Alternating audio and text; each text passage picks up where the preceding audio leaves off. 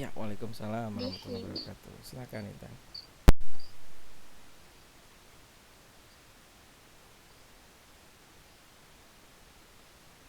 Eh, di sini saya akan menjelaskan tentang ciri bahasa ilmiah dan ragam bahasa.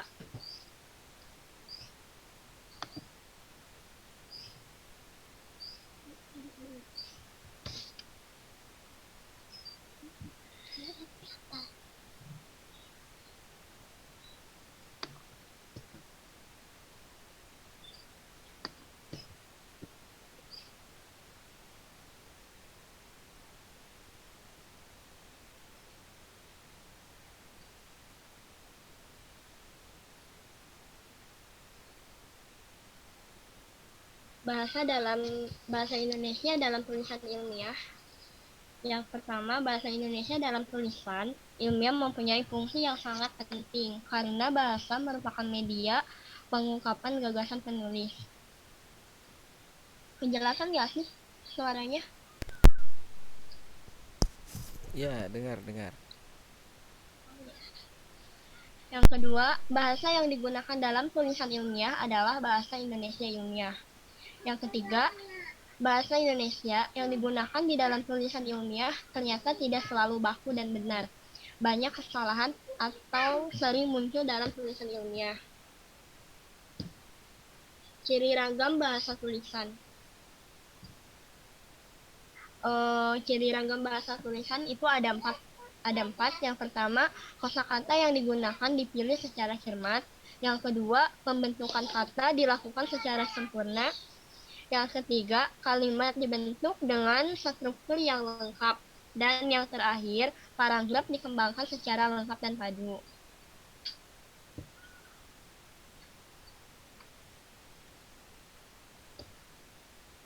Ciri bahasa ragam ilmiah.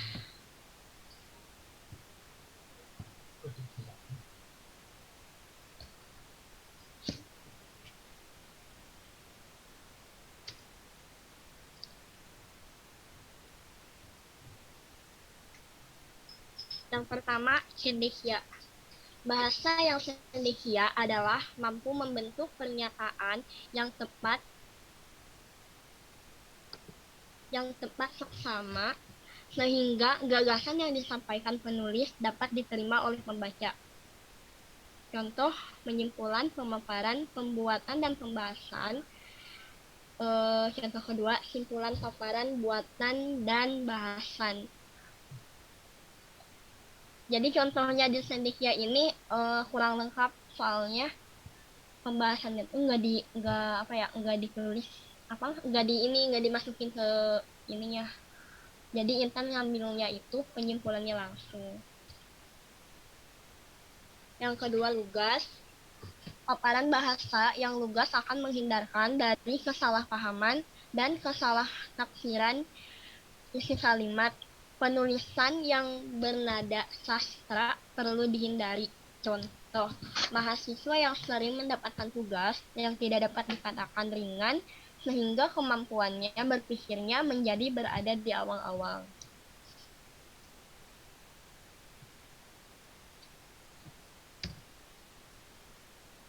Kalimat kata jelas. Gagasan akan mudah dipahami apabila satu dituangkan dalam bahasa yang jelas dan kedua hubungan antara gagasan yang satu dengan yang lain juga jelas. Kalimat yang tidak jelas umumnya akan muncul pada kalimat yang panjang. Contoh, struktur cendawan pembentuk mikorija CPM pada apikal akar berbentuk bebas dan berpengaruh tidak langsung terhadap kapasitas sarapan hara oleh akar. Misalnya, dalam kompetisi, dalam memanfaatkan karbohidrat, cendawan pembentuk mikorisa sangat tergantung kepada kandungan karbon tanaman inang sebagai sumber energinya. Kapasitas dan mekanisme CVM dalam menyerap hara hanya akan dievaluasi dari asosiasinya dengan tanaman inang. Formal. Bahasa yang digunakan dalam komunikasi ilmiah bersifat formal. Tingkat keformalan bahasa dalam tulisan ilmiah dapat dilihat pada lapis kosakata, bentuk kata, kata, dan kalimat. Contoh. Contoh dari kata formal yaitu wanita daripada hanya membuat. Kata non formal cewek ketimbang cuman gimana.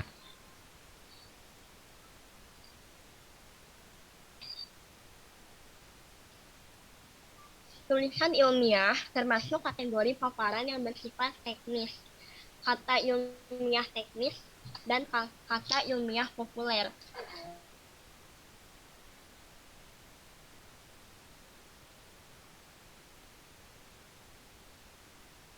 Kata ilmiah teknis modern, sinopsis, urip, maju,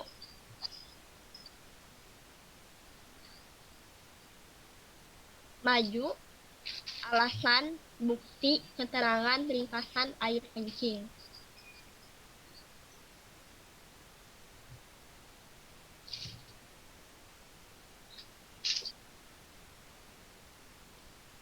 Objektif. Sifat objektif tidak cukup dengan hanya menempatkan gagasan sebagai pangkal tolak, tetapi juga diwujudkan dalam penggunaan kata. Contoh, daun tanaman kedelai yang mengalami klorosis kiranya disebabkan oleh kekurangan unsur nitrogen. Contoh, daun tanaman kedelai yang mengalami klorosis disebabkan oleh kekurangan unsur nitrogen.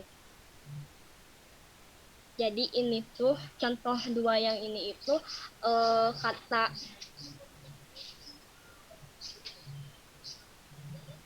ilmiah teknis sama kata ilmiah populer. Konsisten. Unsur bahasa, tanda baca, dan istilah sekali digunakan sesuai dengan kaidah, maka untuk selanjutnya digunakan secara konsisten.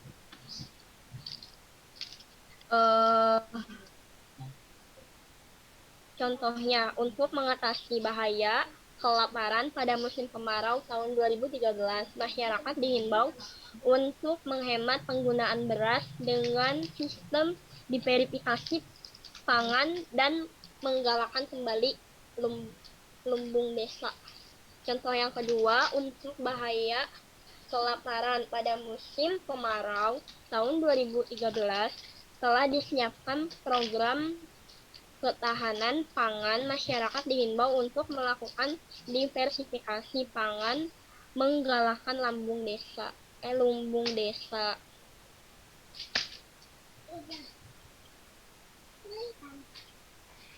Bertolakan dari gagasan. Bahasa ilmiah digunakan dengan orientasi gagasan. Pilihan kalimat yang lebih cocok adalah kalimat pasif.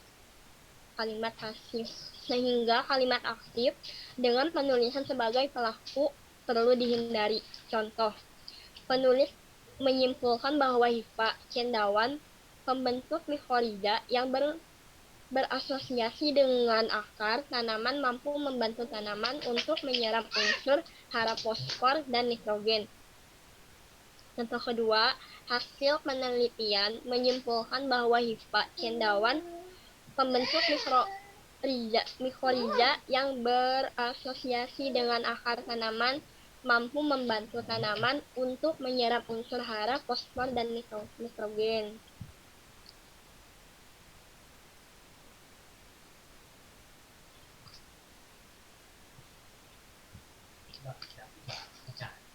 Ringkasan dan padat.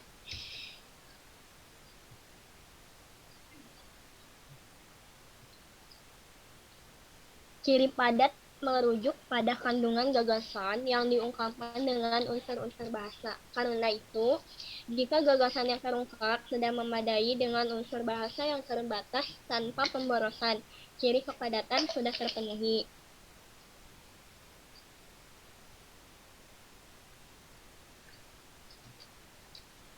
Contoh, tridharma perguruan tinggi sebagaimana yang tersebut pada Undang-Undang Nomor 2 Tahun 1989 tentang Sistem Pendidikan Tinggi menjadi ukuran kinerja dan prosedur standar setiap sivitas akademika.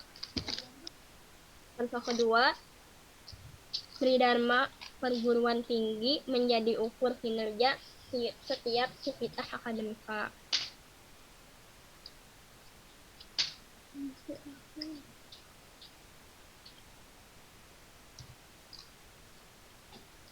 Keringkasan dan kepadatan penggunaan bahasa tulis ilmiah juga ditandai dengan tidak adanya kalimat atau paragraf yang berlebihan dalam tulis ilmiah. Contoh, berdasarkan hasil analisis biji tanaman di laboratorium agronomi Fakultas Pertanian Universitas Jember bahwa biji kedelai tidak mengandung genetik modified organisme GMO. Dengan demikian tidak menyalahi aturan tentang uji coba produk berbahan baku kedelai. Artinya, produk olahan bahan baku kedelai aman bagi kesehatan manusia. Isu negatif yang selama ini berkembang bahwa kedelai mengandung GMO adalah tidak benar.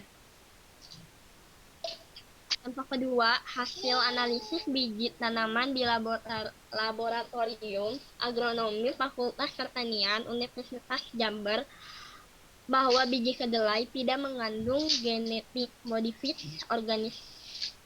Isu negatif yang selama ini berkembang bahwa kedelai mengandung GMO adalah tidak benar.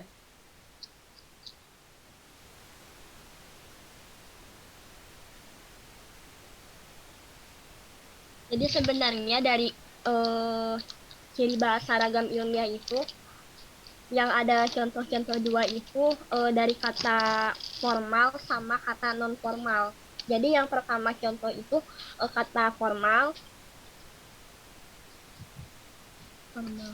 dan yang keduanya itu kata non formal.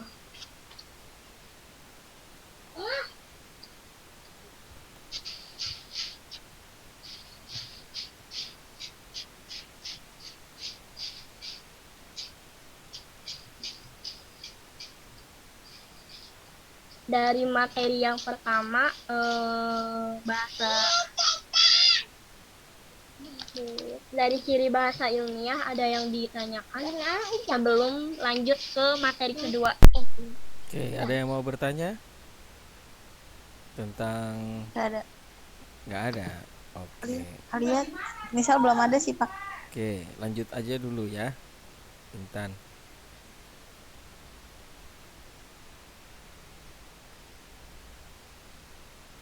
Lanjut materi kedua. Iya.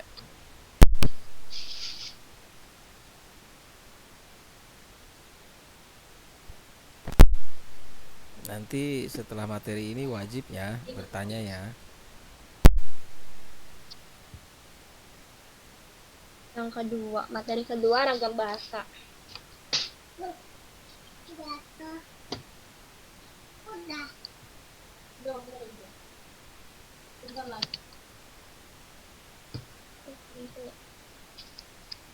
Pengertian ragam bahasa. Ragam bahasa adalah variasi bahasa menurut pemakaian yang berbeda-beda menurut topik yang dibicarakan, menurut hubungan pembicara, kawan bicara, orang yang dibicarakan, serta menurut medium pembicara. Itu menurut Bachmann 1990. Dalam hal ini, banyaknya variasi tidak mengurangi fungsi bahasa sebagai alat komunikasi yang efisien, sehingga dalam bahasa timbul mekanisme untuk memilih variasi tertentu yang cocok untuk keperluan tertentu, yaitu disebut ragam standar. Menurut Subaryanto tahun 2000.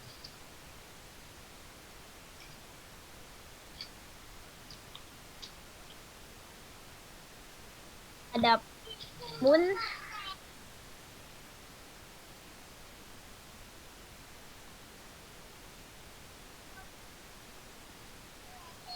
Adapun pengertian ragam bahasa menurut beberapa ahli yaitu sebagai berikut.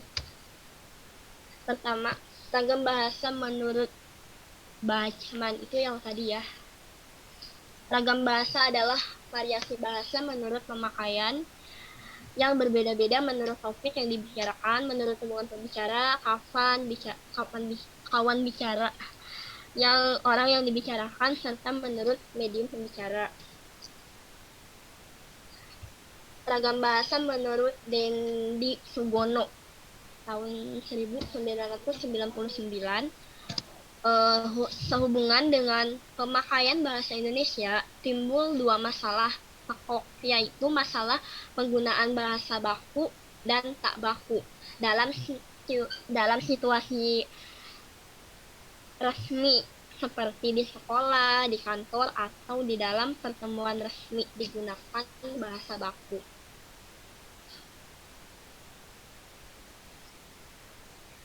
Ragam bahasa menurut Fishman tahun 1968.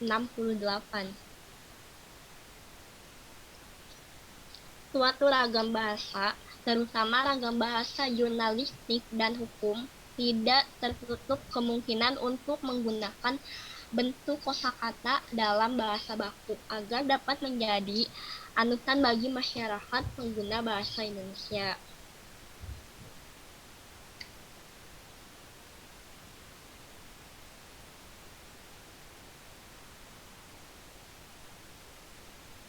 Penyebab terjadinya ragam bahasa.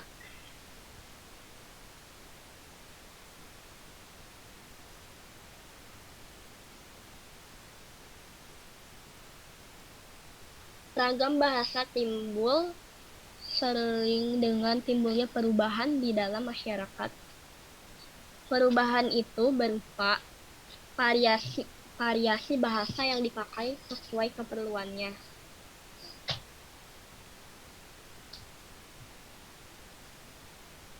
Ada beberapa faktor sebagai penyebab timbulnya ragam bahasa yang ada di Indonesia adalah sebagai berikut. Pertama, faktor budaya. Setiap daerah mempunyai perbedaan kultur atau daerah hidup yang berbeda, seperti di wilayah Jawa dan Papua, serta beberapa wilayah di Indonesia lainnya. Kedua, faktor sejarah. Setiap daerah mempunyai kebiasaan atau adat istiadat dan bahasa nenek moyang sendiri-sendiri dan berbeda-beda antara daerah dengan daerah lainnya. Yang ketiga, faktor perbedaan demografi.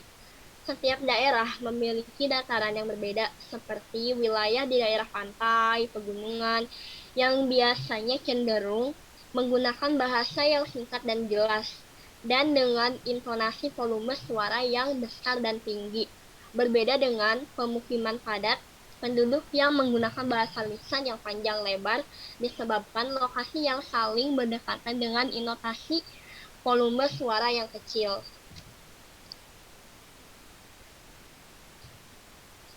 Jenis-jenis ragam bahasa. Ragam bahasa dilihat dari cara penuturan.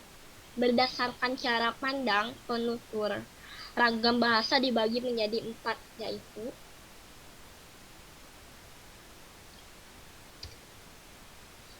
pertama, ragam dialek. Ragam dialek atau daerah adalah variasi bahasa yang dipakai oleh kelompok bangsawan di tempat tertentu.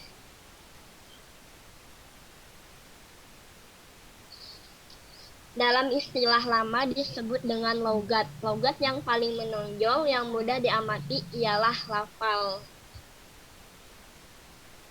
Yang kedua, ragam terpelajar. Tingkat pendidikan penutur bahasa Indonesia yang mewamai penggunaan bahasa Indonesia. Bahasa Indonesia yang digunakan oleh kelompok penutur berpendidikan tanpa jelas perbedaannya dengan yang digunakan oleh kelompok penutur yang tidak berpendidikan, terutama dalam pelafalan kata yang berasal dari halieusa asing, seperti contoh dalam tabel berikut.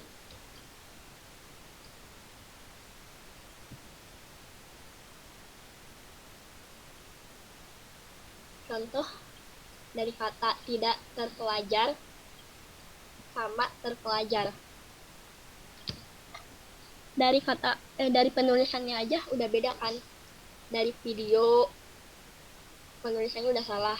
Dari tidak terpelajar, sedangkan yang terpelajar video.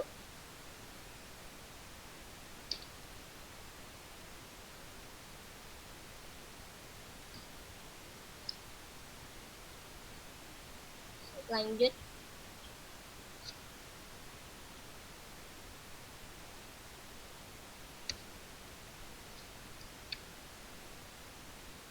Ketiga, ragam resmi. Ragam resmi adalah bahasa yang digunakan dalam situasi resmi seperti pertemuan,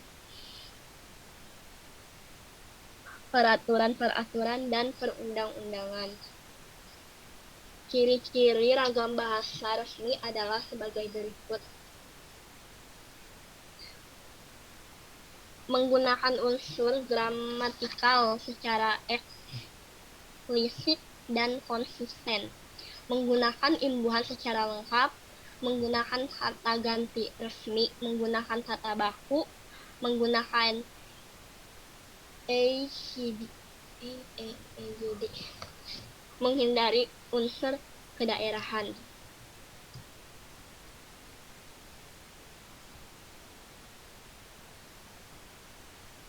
Yang terakhir, ragam tidak resmi adalah ragam bahasa yang digunakan dalam situasi tidak resmi, seperti dalam pergaulan atau percakapan pribadi. Ciri-ciri ragam bahasa tidak resmi, kebalikan dari ragam bahasa resmi.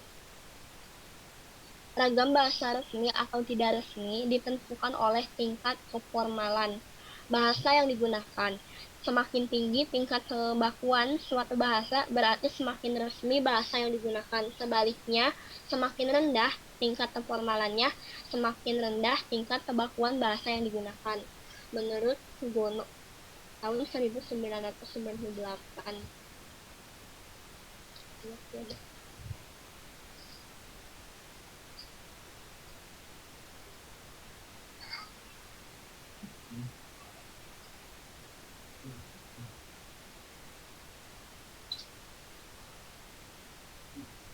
Ragam bahasa yang dilihat dari cara berkomunikasi.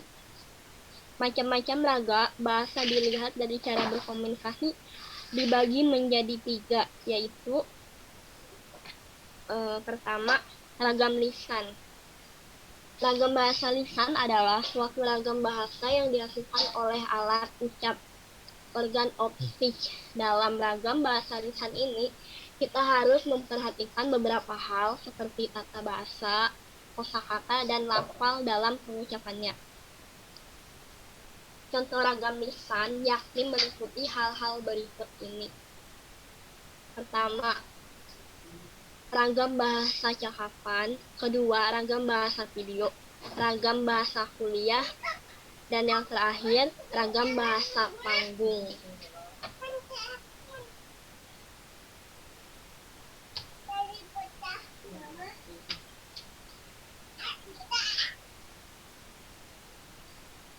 Ciri-ciri ragam bahasa lisan.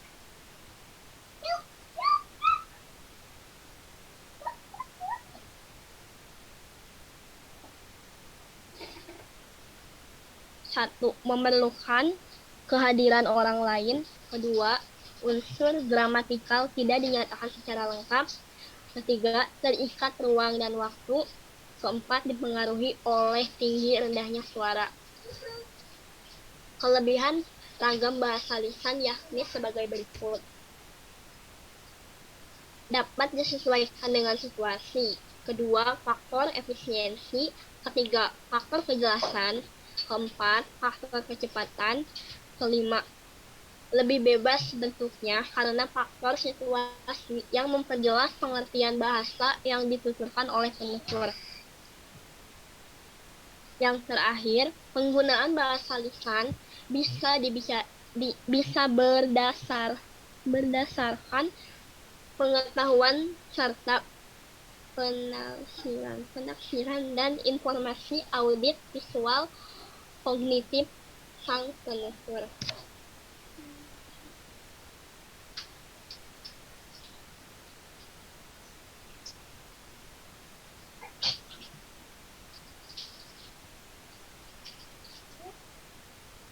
Kelemahan ragam bahasa lisan.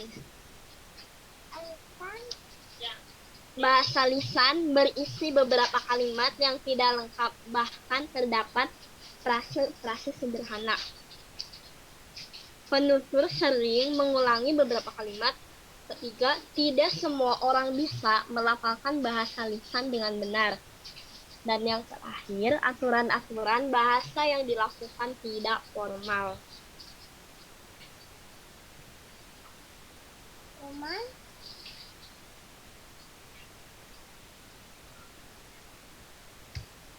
Ragam tulis.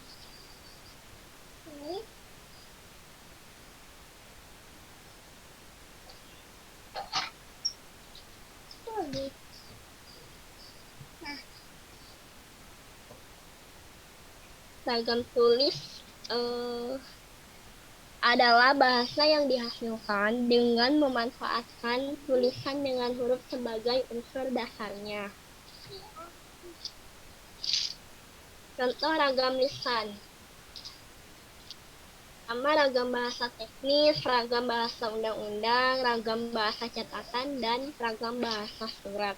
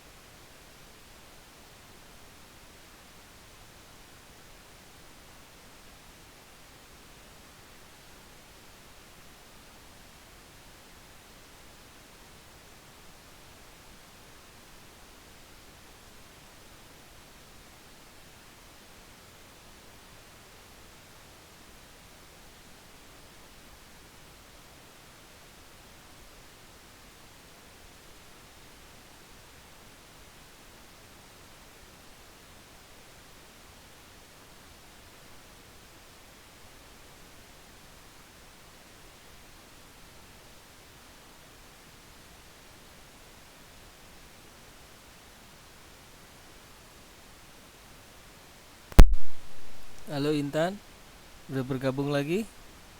Terlempar ya dari jaringan ya?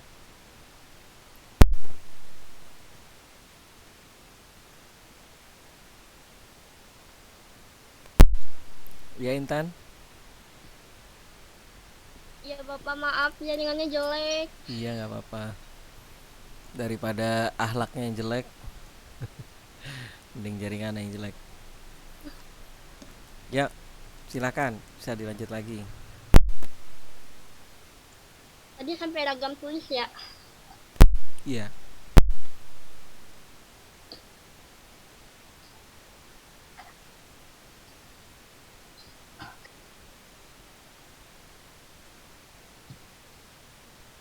Ragam tulis.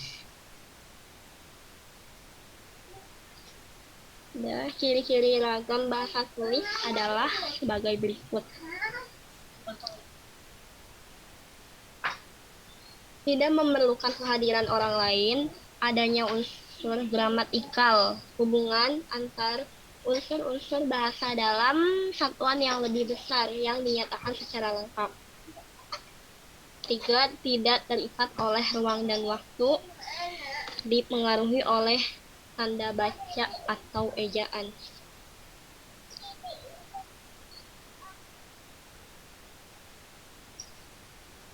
Kelebihan ragam bahasa tulis.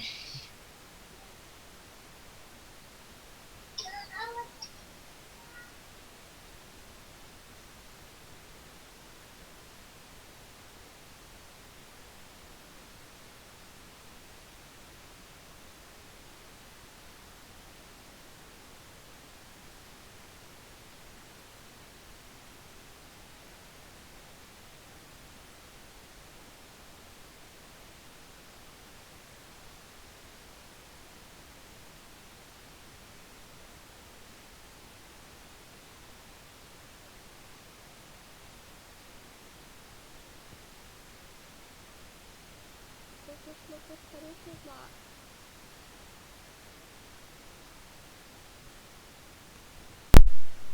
Iya nggak apa-apa, sedikit lagi tuh.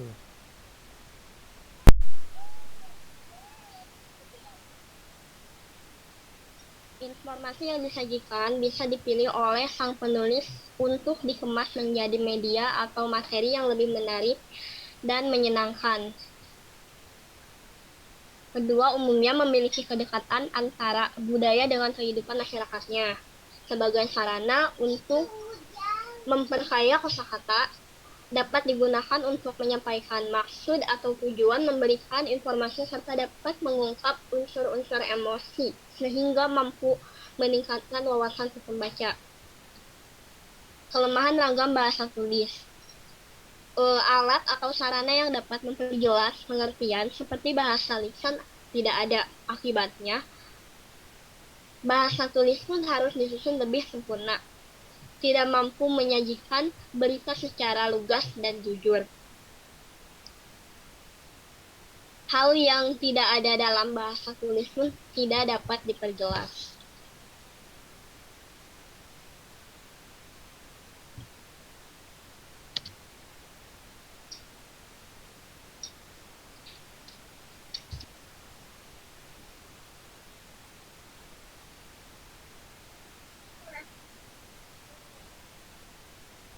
Ragam bahasa dilihat dari topik pembicaraan. Ragam sosial, yaitu ragam bahasa yang sebagian norma dan kaidahnya didasarkan atas kesepakatan bersama dalam lingkungan sosial yang lebih kecil dalam masyarakat. Misalnya, ragam bahasa yang digunakan dalam keluarga atau persahabatan dua orang yang akrab dapat dikatakan sebagai ragam sosial. Selain itu, ragam sosial berhubungan pula dengan tinggi atau rendahnya status kemasyarakatan lingkungan sosial yang bersangkutan. Ragam fungsional Ragam fungsional atau profesional adalah ragam bahasa yang dikaitkan dengan profesi, lembaga, lingkungan kerja, atau kegiatan tertentu lainnya.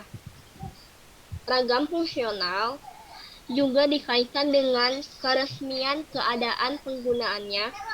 Ragam fungsional dapat menjadi bahasa negara dan bahasa teknis keprofesian seperti bahasa dalam lingkungan keilmuan atau teknologi, kedokteran, dan keagamaan.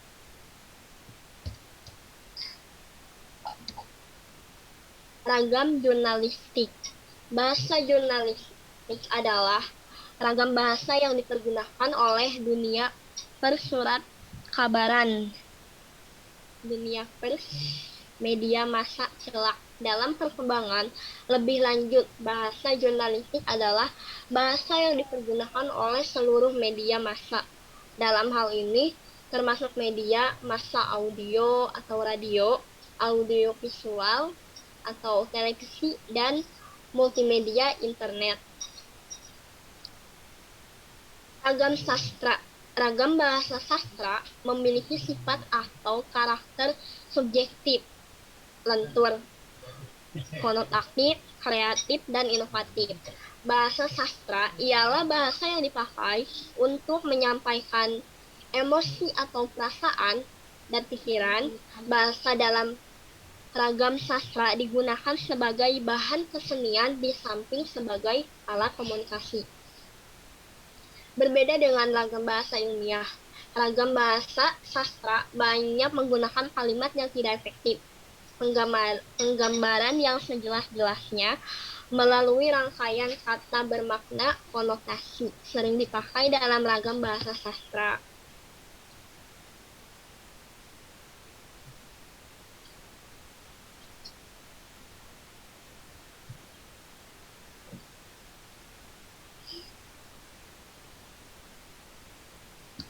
Ragam politik dan hukum.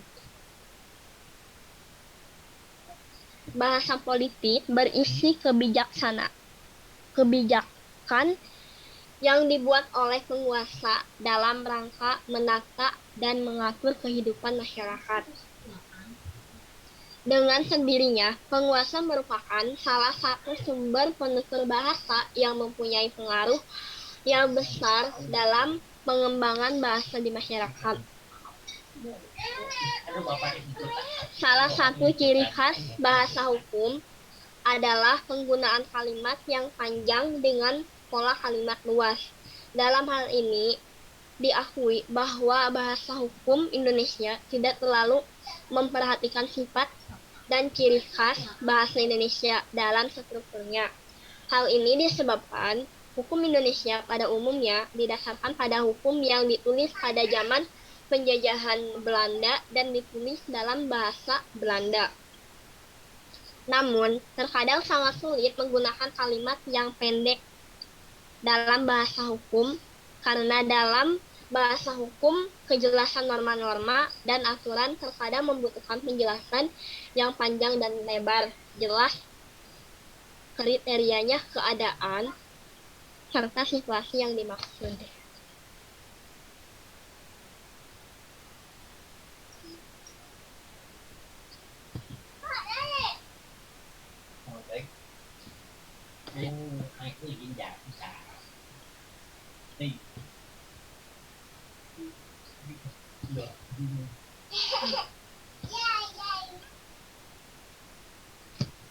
Ada pertanyaan?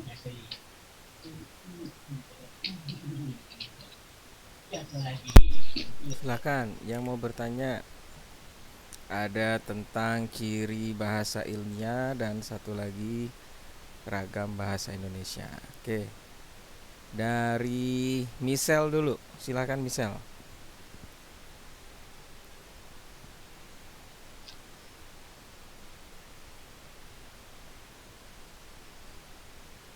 Michelle.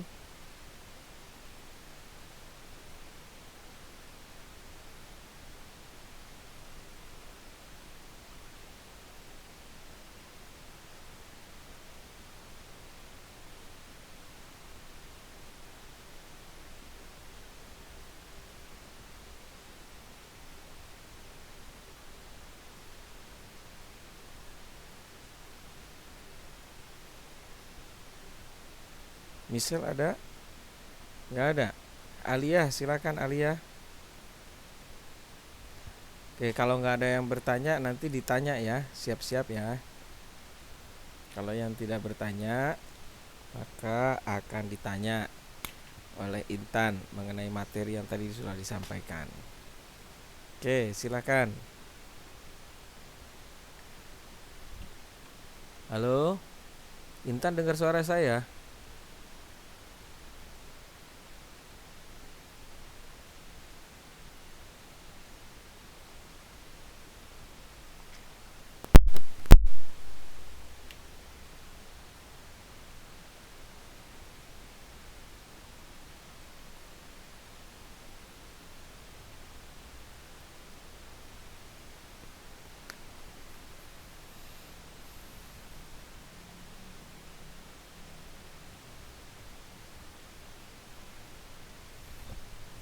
Halo?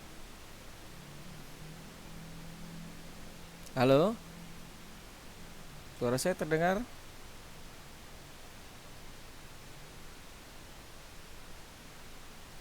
Halo? Intan dengar suara saya, Tan?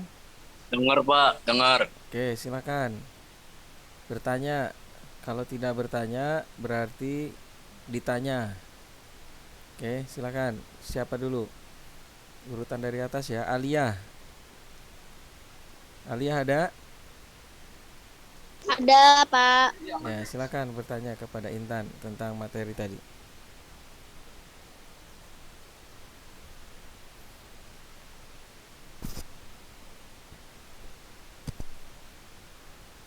Ayo.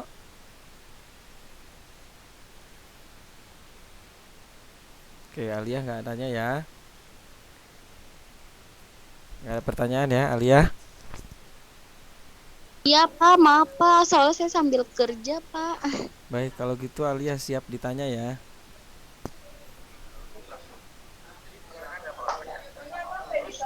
Iya. Sebentar, Pak. Bentar, Pak.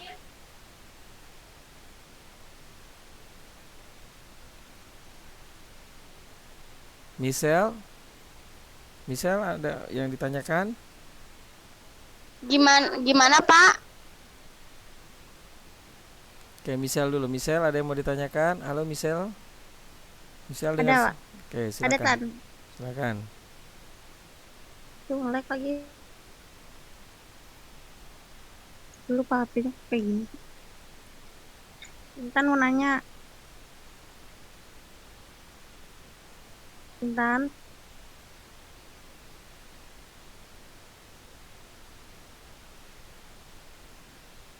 Intan, Sekian sel kedengaran nggak pas suaranya? Ya, terdengar. Ayo. kedengaran. Intan mau nanya Tan.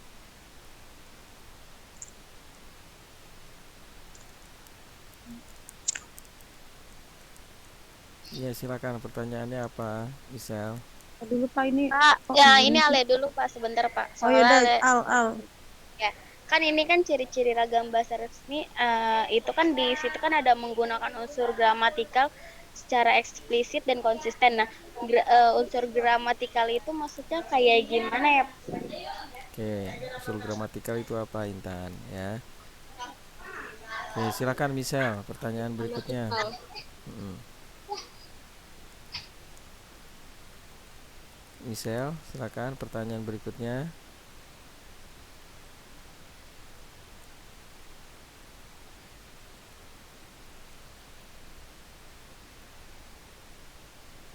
Halo Michelle.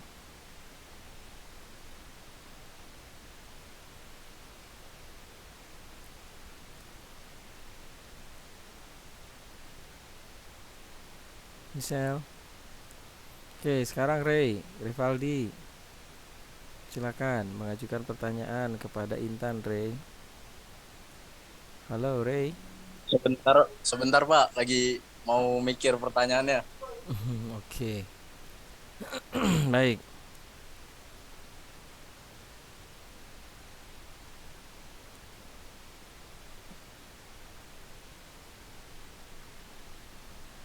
Sudah? Sudah mikirnya? Bapak, apa aku jawab dulu yang pertanyaan boleh nggak? Boleh, boleh. Silakan jawab dulu pertanyaan Alia. Yo. Unsur gramatikal ya kan? Ya,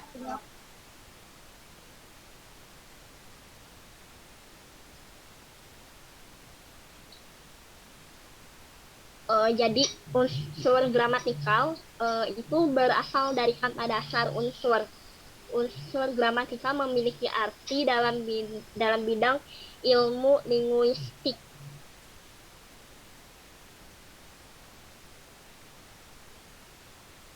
Ya, unsur gramatikal itu seperti grammar Alia. Kalau bahasa Inggris itu bahasanya grammar.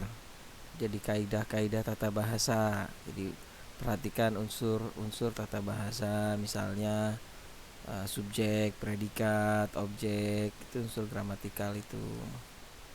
Ya, terus eh, apa namanya? Keterangan tempat, keterangan waktu, itu. Gitu ya, Lia ya. Jadi kalau ragam bahasa ilmiah dia harus memperhatikan unsur-unsur gramatikal seperti itu. Oke, Ray, silakan sekarang pertanyaan Ray. Misal Pak. Oh, Michelle dulu. Ya, boleh. Silakan Michelle. Iya. Intan mau nanya Tan. Pengertian dari ragam bahasa apa sih Tan? Tadi di situ misal kayaknya jaringannya agak keputus deh. Soalnya nge-lag HP-nya. Oke, silakan Intan. Ragam bahasa itu apa? Loh, Intannya keluar ya? Intannya keluar, Michelle. Ah, ini dia. Bentar.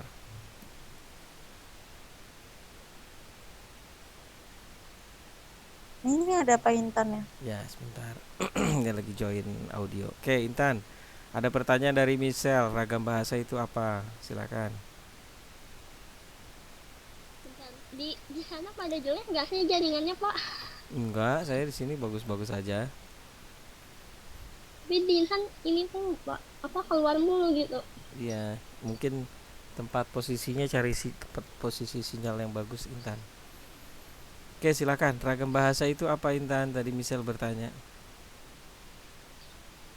Bahasa.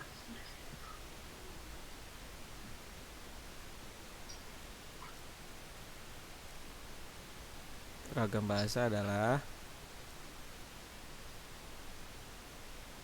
Tadi yang punya Alia belum dijawab semua. Oh, belum jawab semua. Mau dijawab dulu. Oke, silakan. Iya, soalnya keburu kepotong sama jaringan, Pak. Ya, silakan dijawab dulu. Menurut KBBI, arti unsur gramatikal adalah unsur berbentuk yang dapat dipisahkan berdasarkan fungsi tertentu. Mm-mm. Iya, Pak. Udah. Jadi intinya gramatikal itu unsur. Unsur apa?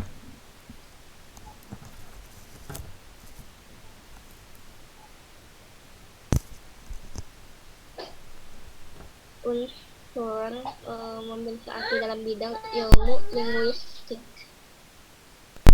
Iya, dalam ilmu linguistik. Ya. Oke. Yang tadi ya, unsur gramatikal tuh kalau bahasa Inggris kayak grammar itu loh, Pak. Diperhatikan grammarnya lah, kira-kira begitu. Nah, gramatikal, unsur gramatikal itu dalam bahasa Indonesia ya kaidah-kaidah bahasa Indonesia ya. Baik, tadi Michelle bertanya tentang ragam bahasa itu apa? Coba Intan. Ragam bahasa.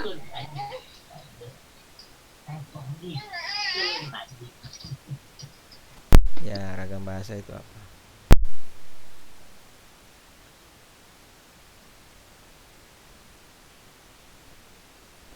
Tadi sudah dijelaskan kan? Ragam bahasa adalah variasi bahasa. Ragam bahasa adalah Oh, bentuk bahasa yang bervariasi menurut konteks pemakaian. Ragam bahasa tidak berfungsi sebagai atribut tetap seorang pembicara. Bahasawan yang kompeten biasanya menguasai berbagai jenis ragam bahasa dan mampu menyesuaikan ragam yang dipakai dengan situasi dan tujuan berbahasa. oke, begitu ya Michelle. Terjawab tidak? Iya, Pak. Oke. Ragam bahasa itu variasi bahasa ya. Oke, sekarang terakhir Ray. Ayo Ray, silakan bertanya ke Intan.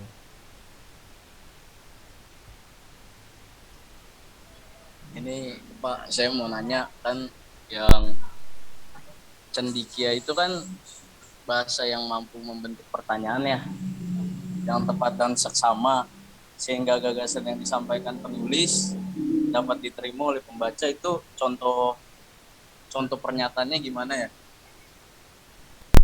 Maksud pertanyaanmu bagaimana? Cendekia. Oh. Coba diperjelas dulu pertanyaannya. Contoh apa yang kamu maksud?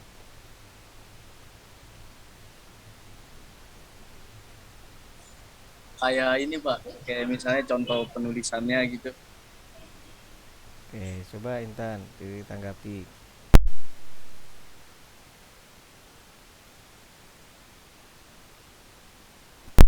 Ya Intan.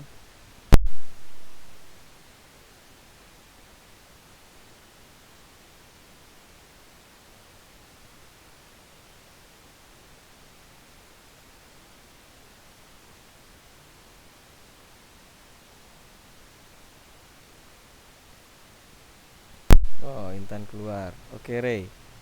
Ray, kamu punya buku? Apa Pak? Kamu punya buku? Punya Pak. Buku tentang apa? Maksudnya kayak buku-buku cerita apa gimana ya Pak? Kamu punya buku tentang farmasi? Oh punya Pak. Punya. Buku karangan siapa? Karangan kurang tahu saya Pak. Ada di dekat situ bukunya? Saya lagi di luar Pak, lagi nggak di rumah. Oke, ada buku apa yang kamu bawa di situ? Nggak ada Pak, soalnya lagi di rumah saudara. Oh, kok nggak bawa buku? Tadi pada mata kuliah sebelum ini pelajarannya tentang apa? Enggak, ini kan Nggak ada. pertama Pak. Bapak kan pelajaran Enggak. pertama. Oh, pertama. Setelah ini pelajaran siapa? Setelah ini kan harusnya Pamara Pak, cuman kan Pamara mengundurkan diri jadi dosen, diganti Bu Eva. Nah Bu Eva Oh, itu sebenarnya kan kelas Pamara itu hari Sabtu. iya. Nah Pamara mengganti di hari Selasa malam gitu. Oh, Jadi Ale juga lagi ini, maksudnya masih nanya ke Bu Eva dulu. Nah terus hmm. sebelumnya kan harusnya Anfisman. Nah Anfisman itu ternyata bukan di semester 1 tapi di semester 3. Oh, Jadi hari Selasa cuman itu bahasa Indonesia doang. oh gitu. Pak Mara mengundurkan diri. Iya Pak, Sek, jadi sekprodi. oh dari Sekprodi, tapi masih mengajar Iya, atau sekaligus enggak, tidak mengajar enggak juga? mengajar juga. Iya, Oh, kamu ada nomor teleponnya Pak Mara nggak, Alia? ada Pak. Nanti kamu kirim ke saya ya di WhatsApp ya, Apanya Pak? nomor teleponnya. Oh iya Pak, Kirim ya. iya. Baik. Ray, kenapa tadi saya bertanya tentang bukumu? Nah, kalau Ray mau lihat contoh kalimat cendikia atau kalimat terpelajar atau kalimat ragam ilmiah yang digunakan di dalam karya tulis ilmiah, maka Ray bisa lihat di bukunya Ray. Buku apa saja, misalnya buku farmasi, buku mata kuliah tertentu ya. Nah, itu adalah contoh kalimat-kalimat yang digunakan di dalam buku itu adalah contoh dari kalimat ragam cendekia atau terpelajar atau ragam ilmiah. Gitu ya, Ray. Selain itu, bisa juga dilihat Iya Pak. di skripsi, di tesis, atau di jurnal-jurnal ilmiah. Itu adalah contoh dari ragam karya tulis ilmiah atau ragam cendekia atau ragam terpelajar. Nah, begitu ya. Iya Pak. Baik, Intan sudah keluar duluan, jaringannya kelihatannya bermasalah. Saya kira saya yang akan memberikan kesimpulan dari materi kita di hari ini tentang ragam bahasa dan ragam bahasa ilmiah ya. Ragam bahasa Indonesia dan ragam bahasa ilmiah. Yang pertama jadi catatan kita adalah bahwa bahasa Indonesia ini adalah bahasa yang eksis atau berada di wilayah Indonesia.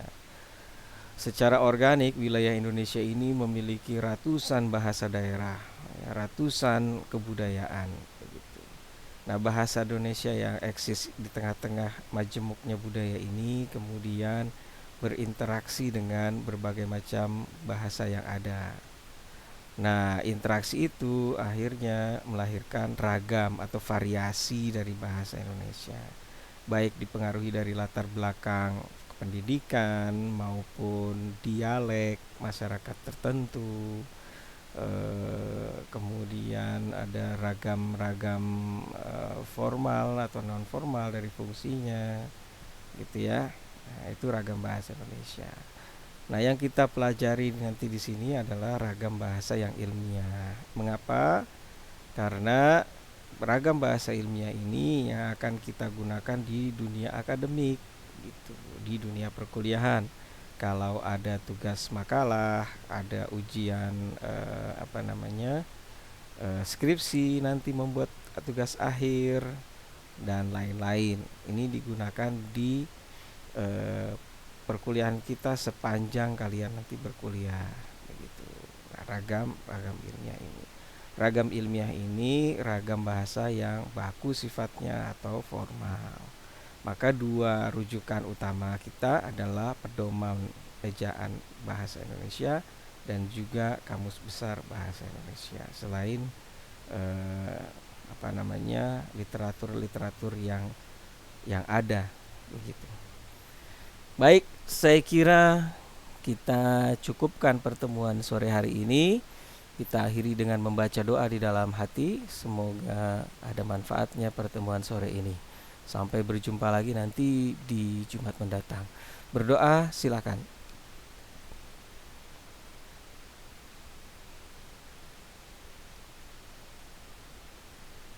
Bapak, Iya, iya Maaf Intan. jaringan Ya nggak apa-apa. jelek bang. Ini sudah kita simpulkan. Jadi sekarang kita sudah doa penutup. Sampai ketemu Selasa depan ya semuanya ya. Selasa Iya, Pak. Selasa depan, Selasa sore lagi insya Allah. Terima kasih. Assalamualaikum warahmatullahi wabarakatuh dan selamat sore. Waalaikumsalam warahmatullahi wabarakatuh. Makasih, Pak. Ya, Makasih ya, Pak. ya sama-sama.